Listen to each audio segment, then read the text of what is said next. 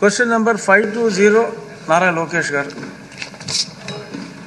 Deputy speaker sir, కొంచెం మంత్రి గారిని రెస్ట్ తీసుకోమని మీరు చెప్పాలి.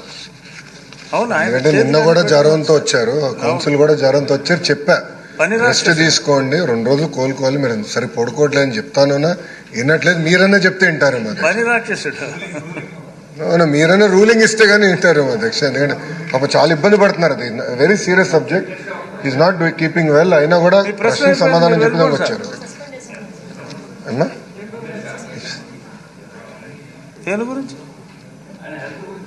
చెప్పండి, చెప్పండి సార్. ఒప్పుకుంటారు. అదేంటి సార్ వద్దంటారు?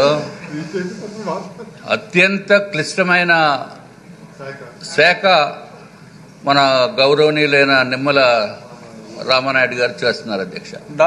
మంచినీరు డాక్టర్ రామానాయుడు గారు మా ఊరే కాబట్టి స్పెషల్ ఫోకస్ ఉంటుంది. మా జిల్లా అధ్యక్ష, నేను పుట్టిన ఊరు పక్కనే వారి ఊరు. విశాఖ జిల్లా కాదు, నర్సాపూర్ దగ్గర మీ ఇది. కానీ ఆయనకి ఎన్నో సేవలు చేస్తున్నారు. అంటే మనకి విజయవాడలో వచ్చిన ఫ్లడ్స్లో కానీ, లేకపోతే పోలవరం ప్రాజెక్టు గురించి కానీ ఆయన పడుతున్న కష్టాన్ని అందరూ గుర్తిస్తున్నారు.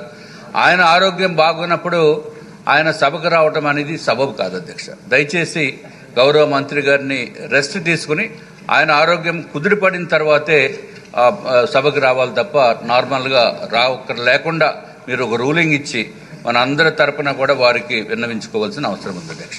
శనివారాల్లో రికవర్ అవుతారు మంత్రి గారు. డ్రిప్ లైన్తో వచ్చారు అధ్యక్ష.